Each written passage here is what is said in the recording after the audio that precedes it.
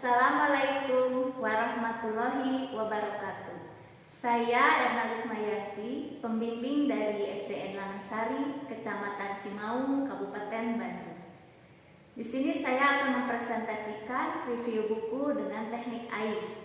Buku yang saya baca berjudul Angling Dharma, yang ditulis oleh Yuliadi Soekardi dan U. Syahbudin, yang diterbitkan oleh Pustaka Media dengan jumlah halaman 158 halaman. Yang pertama, A. Alasan. Alasan saya memilih buku ini, memilih buku cerita ini, karena saya sangat tertarik dengan cerita-cerita kolosal yang berkembang pada zamannya. Yang kedua, I. Isi. Isi cerita dari Angling Dharma menceritakan seorang kerajaan yang mempunyai raja yang gagah dan tampan yang bernama Angling Dharma, yang hidup dengan seorang putri yang cantik bernama Dewi Setiawati.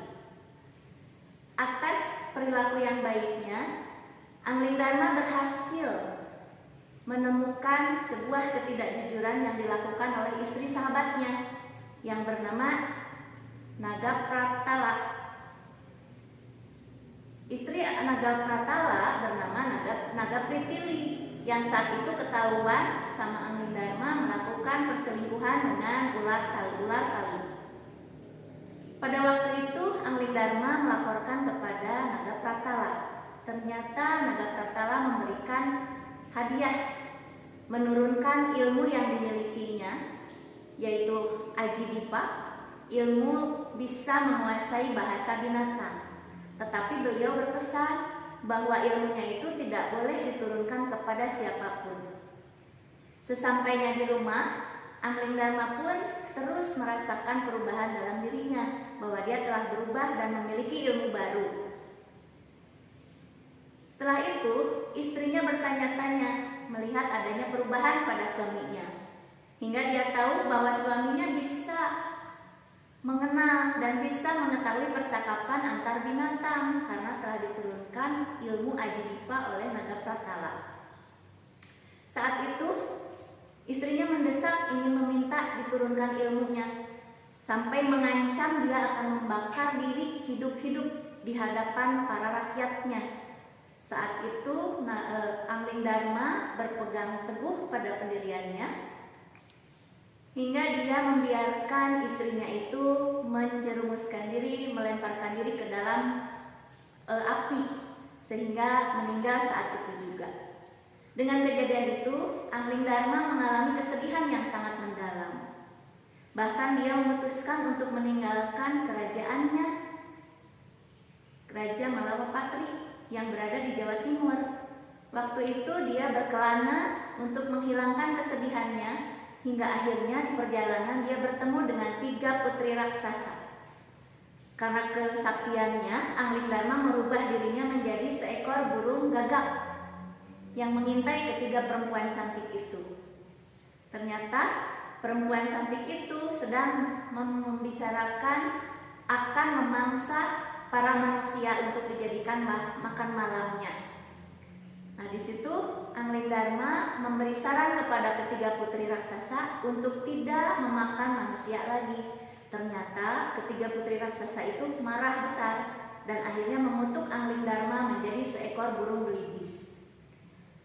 Kutukannya itu berlaku hingga dia melakukan perjalanan ke berbagai daerah hingga tiba saatnya dia akan terlepas dari kutukannya jika suatu saat dia bertemu dengan seorang perempuan yang diidam-idamkannya dan mencintainya. Ternyata Angling Dharma menjalankan kutukannya itu. Dia berkelana ke sana kemari hingga akhirnya dia bertemu seorang putri cantik, anaknya Praja Bojonegoro pada saat itu, yang wajahnya sama persis mirip dengan almarhum istrinya Dewi Setiawati. Cuma putri ini bernama Dewi Srengganawati. Dewi Srengganawati ternyata sangat menyukai burung belibis. Ternyata burung belibisnya itu bisa berbicara. Akhirnya memerintahkan kepada para prajuritnya untuk mencari burung belibis dan ditangkapnya dan dibawa ke tempat bermukimnya sang putri raja. Beberapa saat kemudian, sang putri raja melihat ada pohon daun cemara di kepala burung belibis. Ternyata dia cabut daunnya tersebut. Ternyata belibis itu berubah menjadi sesosok raja yang sangat tampan. Saat itu putri ketakutan hingga akhirnya dia menjelaskan dan mendengarkan penjelasan dari Angling Dharma bahwa dia sedang dikutuk. Dia sebenarnya adalah seorang raja dari Nagapratala, Jawa Timur, yang saat ini sedang berada dalam kutukan oleh 3 putri raksasa. Hingga akhirnya Dewi Senggeranawati mau menerima burung belibis yang merupakan jelmaan dari Angling Dharma. Hingga akhirnya Dewi Senggeranawati pun mencintai sosok Angling Dharma. Yang ketiga, hikmah. Hikmah yang dapat diambil dari cerita ini sangat banyak ya. Yang pertama, sebagai manusia kita harus mampu menjalankan dan menjaga amanat dari seseorang dengan baik. Yang kedua, jadi seseorang itu haruslah menjadi pribadi yang berjiwa pemimpin, yang jujur, adil, dan bijaksana seperti Angling Dharma. Sekian presentasi yang dapat saya sampaikan. Mohon maaf apabila ada salah kata. Wassalamualaikum warahmatullahi wabarakatuh.